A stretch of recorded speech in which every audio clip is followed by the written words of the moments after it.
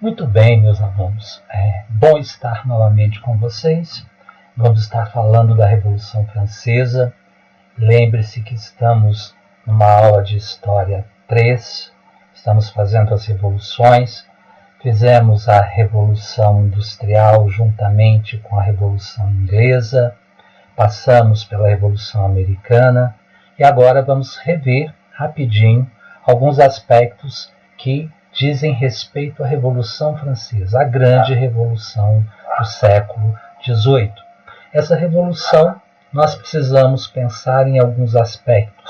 Primeiro, antecedentes, depois, causas, processos e etapas, transições e a sua conclusão.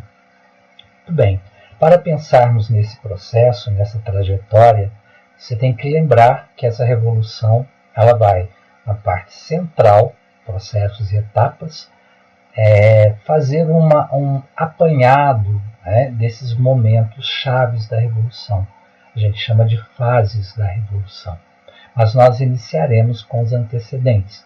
Os antecedentes são aqueles elementos que produzem efetivamente o conjunto das causas. Ok?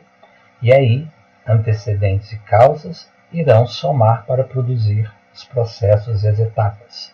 As transições são os momentos que ocorrem dentro dos processos e etapas. E chegaremos depois, então, no final, com o processo do golpe do 18 Brumário, onde meu querido amigo Napoleão Bonaparte irá assumir o controle.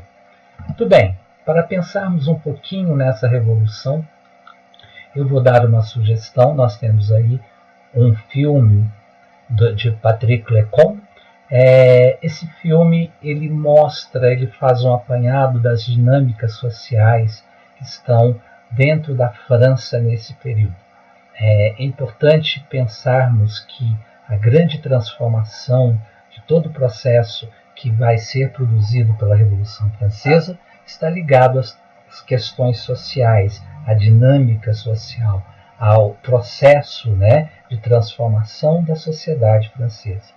Uma sociedade fragmentada em 3 estratos. Daqui a pouco nós vamos falar um pouquinho sobre eles. Vamos ver um pouquinho dessa estrutura do filme do Lacombe. J'alerterai le roi des misères qu'on lui cache. La cour, la cour.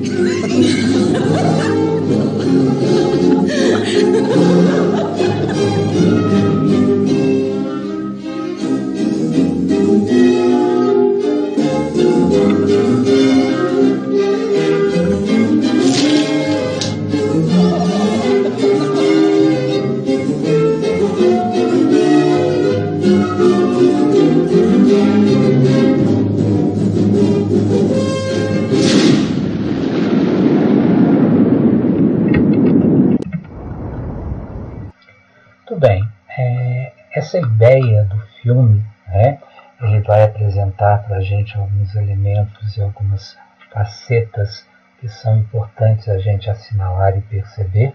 Durante o processo, nós vamos ver que o filme trata de algumas questões extremamente contraditórias na estrutura social. Ridículo é o nome do filme. Ele começa falando sobre a covardia, a manipulação, a vaidade, o ciúme, a traição, a humilhação e, por fim, a crueldade. Esses são os elementos que também servem para caracterizar a dinâmica da Revolução na sua contextualização social e nas suas várias etapas de transformação. Aqui a gente tem um texto do Duracell, tirado de uma obra produzida na Espanha. É uma coleção de história extremamente interessante. Ela é editada em língua hispânica e nós tiramos um pequeno trecho dessa obra. Tá? O título do livro é Europa de 1815 a Nossos Dias, Vida Política e Relações Internacionais. O texto que aí está falando, ele nos traz o final da Revolução. Por que um texto apresentando já aquilo que a revolução vai produzir no seu final. Porque é importante pensarmos nas consequências desse processo. E aí a gente tem uma consequência que vai ser fundante para as transformações que a Europa vai passar, que é a construção do nacionalismo. O trecho diz o seguinte: a Europa de 1815 era um desafio ao sentimento nacional, que havia surgido em todas as partes, motivadas pelas ideias da Revolução e pelo ódio ao conquistador francês. O sentimento nacional obriga que a comunidade de homens a qual se pertence tenha seu próprio governo. Aí nós estamos dando uma ênfase à dinâmica de formação do nacionalismo e principalmente aos movimentos nacionalistas que vão surgir na Europa a partir do domínio napoleônico. Essa construção ela tem a sua base fundamentada na dinâmica do imperialismo. O imperialismo é um reflexo dessa transformação.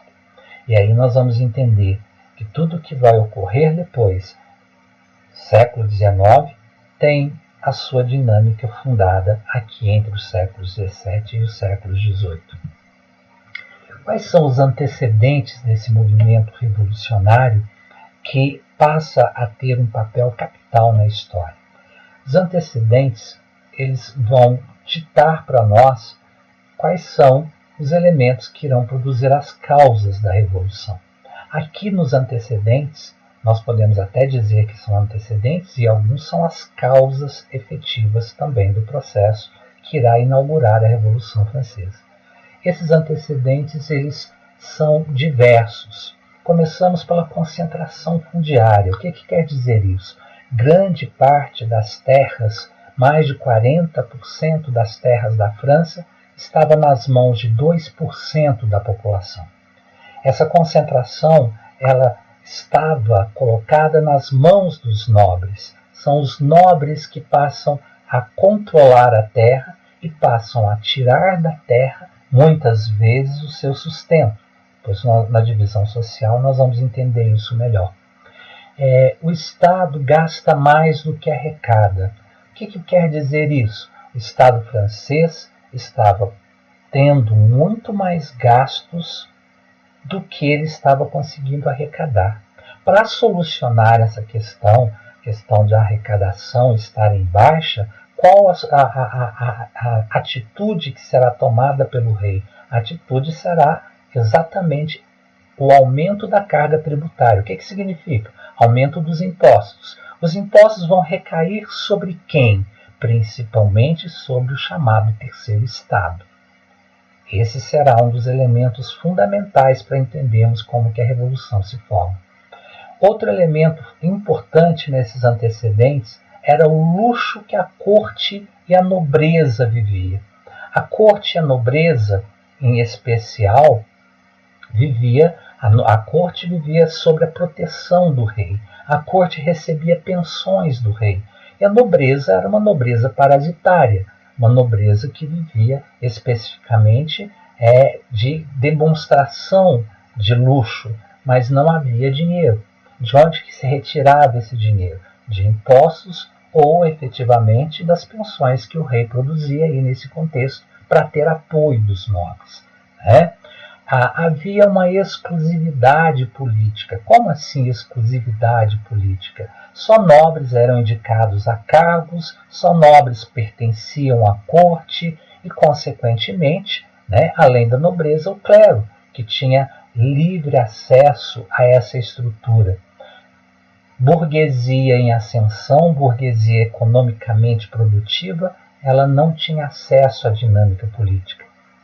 Outro fator importante, se tem aumento de carga tributária, efetivamente teremos um problema para aqueles que pagam impostos. E isso vai aumentar a miséria e principalmente o desemprego da população. Então nós teremos uma população miserável, grande parte da população urbana desempregada. A França vai ter aí um retrocesso no processo de produção manufatureira. Nós teremos proibição da produção manufatureira e investimento na estrutura agrária. Para quê? Para tentar produzir alimento, né? E isso efetivamente vai produzir uma carestia dos alimentos, ou seja, o aumento do preço dos alimentos. População miserável, desempregada, com pouco dinheiro ou quase nenhum, e alimentos caros, isso será um barril de pólvora. Além disso, a França vai passar por um desgaste econômico gigantesco. Por que desgaste econômico gigantesco? Ela vai investir em guerras que não são delas.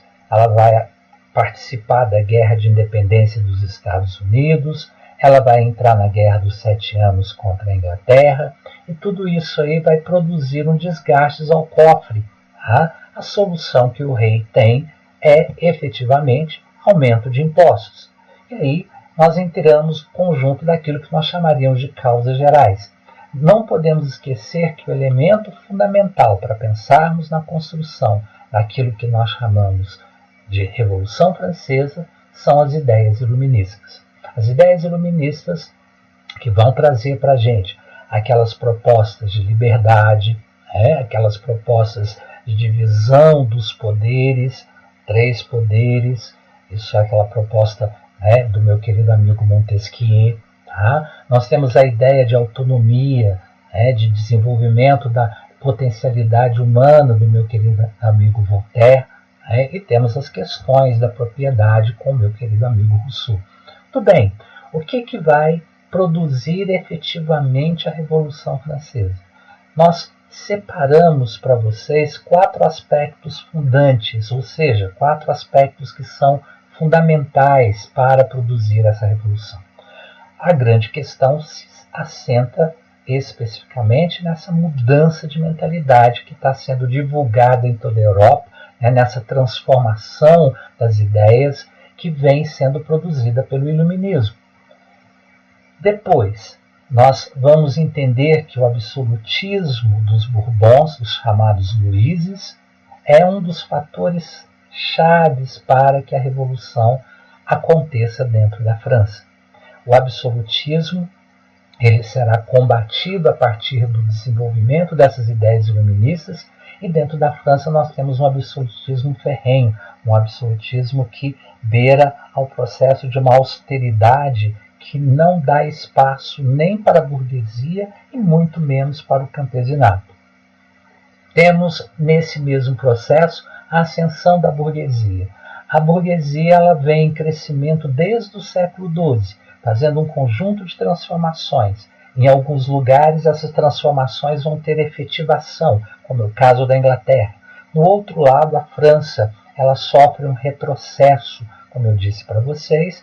A produção manufatureira ela será controlada pelo rei. E há uma preocupação com a produção de alimentos. Então, em alguns momentos, nós teremos aí uma restrição à produção das manufaturas. Isso vai causar aí um dissabor à burguesia.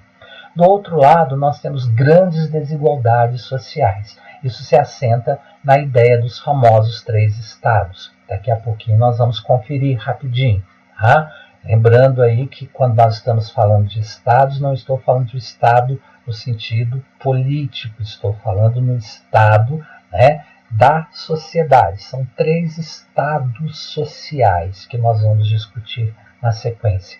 Outro fator importante é o desgaste econômico que a França está sofrendo por causa do investimento em guerras. Como eu disse para vocês, ela vai entrar na guerra de independência dos Estados Unidos e ela vai entrar numa guerra contra a Inglaterra aqui na América, disputando espaço territorial na América do Norte, e a França perde essa guerra. Esse processo todo vai produzir um efeito negativo nos cofres franceses. Ok, qual é a situação social então da França antes dessa revolução? Nós temos a França dividida, como eu disse para vocês, em 3 estados. São estados sociais, condição social. Essas condições sociais elas são compostas por grupos, e esses essa estrutura, esses estados são divididos em três.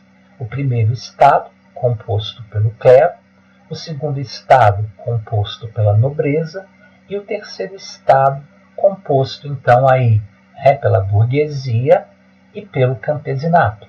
Ok? Tudo bem. Você vai se perguntar, e o rei, professor, aonde ele entra nessa história? O rei está acima de tudo. O modelo é o absolutismo. O rei está acima de todos esses estratos sociais. Ok? Tudo bem. Quem é o alto clero?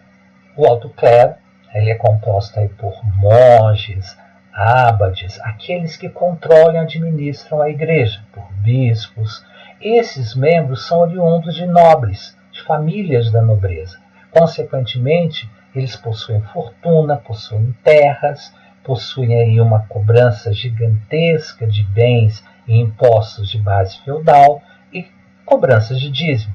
Então, é um grupo abastado. E o chamado baixo clero, esse é a maioria.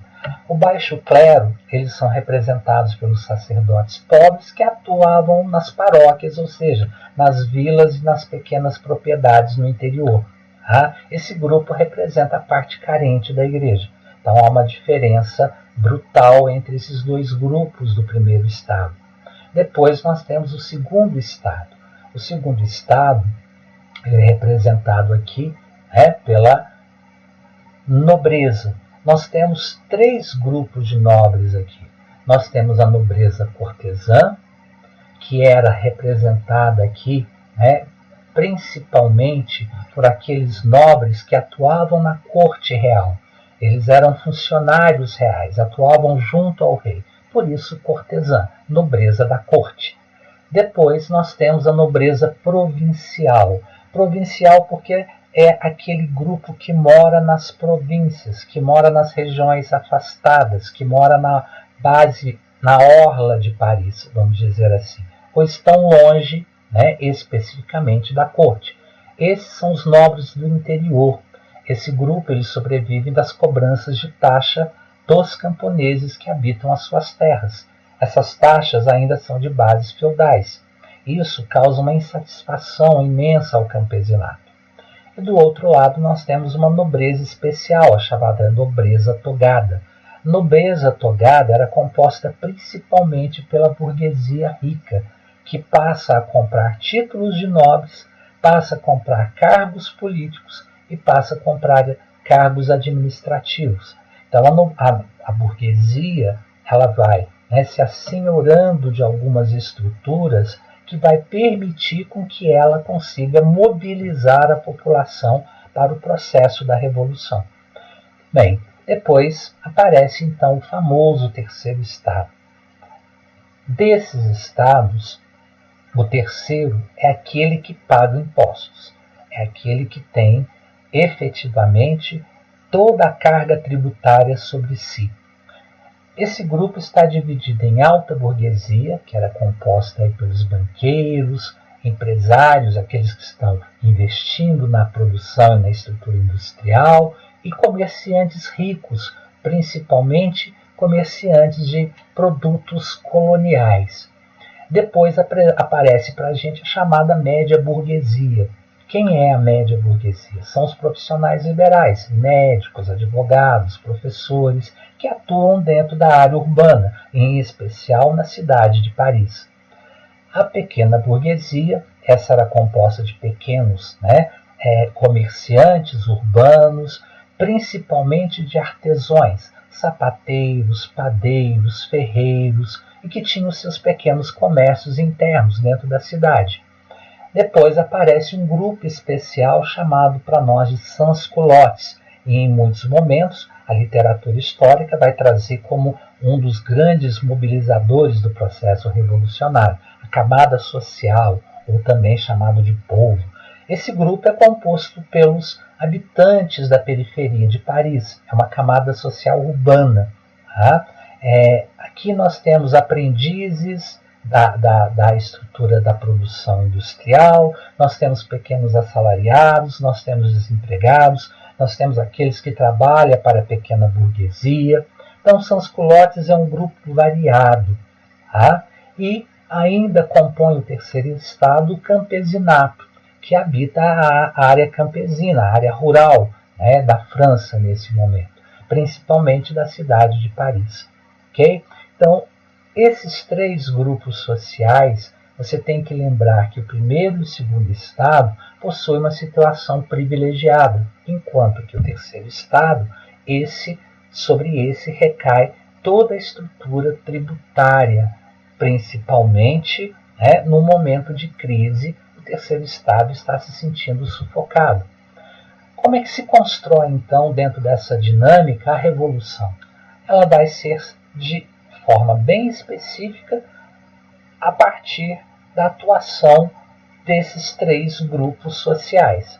A burguesia, de um lado, né, com seus interesses, e a burguesia com seus interesses, ela vai manipular o campesinato e os sans-culottes. Do outro lado, nós temos o clero e temos a nobreza. O clero e a nobreza, também com seus interesses, vai receber apoio do rei, entre aspas. Por quê? Porque a grande questão acontece com o desgaste econômico francês. O rei está começando a fazer reformas econômicas. A proposta dele é fazer reformas econômicas. E aí o que nós temos? Essa reforma econômica, a proposta era cobrar impostos do clero e da nobreza. Com isso, o que vai se processar? O clero e a nobreza resolve, então, fazer a convocação dos Estados Gerais, que há mais de 175 anos não se reunia na França. Os Estados Gerais é a Assembleia que reúne os três Estados, seria o parlamento francês, nesse contexto. Tá? Para que convocar os Estados Gerais? Conter a cobrança de impostos para o clero, conter a cobrança de impostos para a nobreza, tá? E dentro da convocação dos Estados Gerais, nós vamos ter uma briga entre a burguesia e a nobreza e o clero. Por quê? Porque a burguesia quer fazer uma proposta de mudança, de reforma política, principalmente nas votações. As votações funcionavam por cabeça. Como por cabeça? O clero representava uma cabeça, os nobres representavam outra cabeça e a burguesia representava outra cabeça. Significa que a soma dos votos totais eram sempre 3. Nobres representavam um voto, os membros do clero representavam um voto, os membros da burguesia representavam um voto. Nesse cenário, a burguesia nunca conseguia os seus interesses. Não passava porque eram sempre 2 votos contra, a não ser que a nobreza tivesse, juntamente com a burguesia, algum interesse, ou o clero tivesse com a burguesia algum interesse. Nesse aspecto, o interesse da burguesia às vezes conseguia ser aprovado. Logicamente que deu confusão. A confusão está exatamente no sistema de votação. A burguesia bate o pé, o clero e a nobreza não abrem mão. Nesse contexto, o rei apoia especificamente a nobreza e o clero, e a burguesia então começa o seu processo de manipulação junto ao povo. Esse cenário é o que vai produzir para a gente a estruturação do que nós vamos chamar de revolução. A revolução ela vai começar com a insatisfação social, uma grande insatisfação social. A burguesia se rebela dentro da estrutura da convocação dos Estados Gerais. Ela forma o que nós vamos chamar de Assembleia Nacional. O rei cerca essa Assembleia Nacional com seus soldados, só que existe uma grande movimentação social ao redor dessa estrutura, principalmente dos sans-culottes, que estão revoltados com a miséria, com a fome, com a alta dos impostos, e a burguesia, então, resolve fazer a declaração de que essa Assembleia Nacional será uma Assembleia Nacional Constituinte. Vão começar a fazer uma Constituição para a França. E é esse o cenário que mobiliza, então, as revoltas populares, que vai conduzir o processo àquilo que nós chamamos de tomada da Bastilha. E aí vem, então, é o grande momento, que é especificamente o início da Revolução, o famoso 14 de julho de 1789. Ok? Vamos ver como foi essa tomada da Bastilha.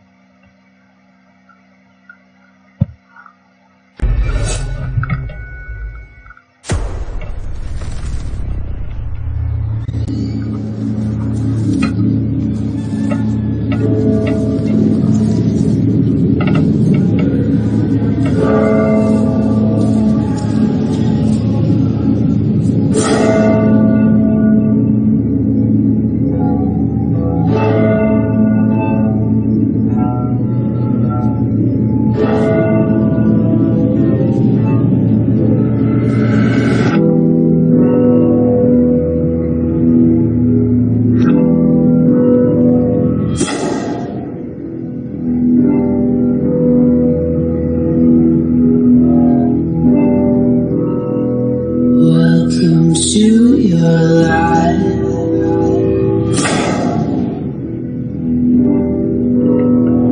There's no turning back.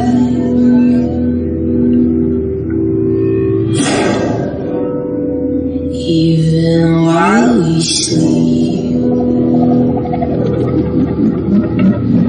we'll find you acting on your best behavior. Turn your back on Mother Nature. Everybody wants to rule the world.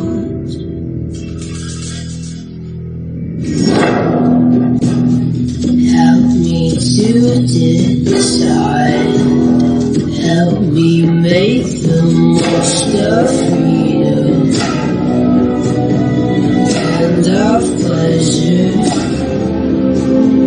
Nothing ever lasts forever. Everybody wants to rule the world.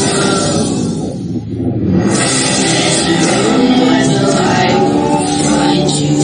I'm gonna dance while the walls come tumbling down. When they do, I'll be right behind you. So glad we've almost made it. So sad we had to fade it. Everybody wants to.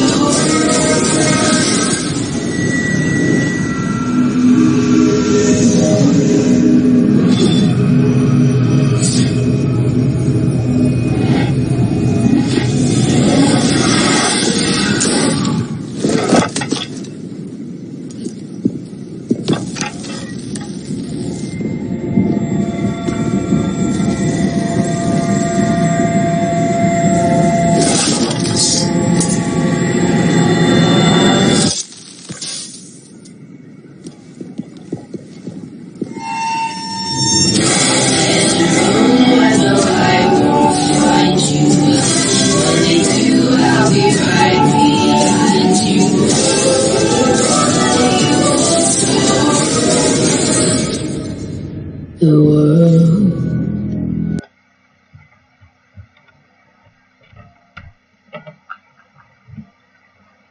Muito bem.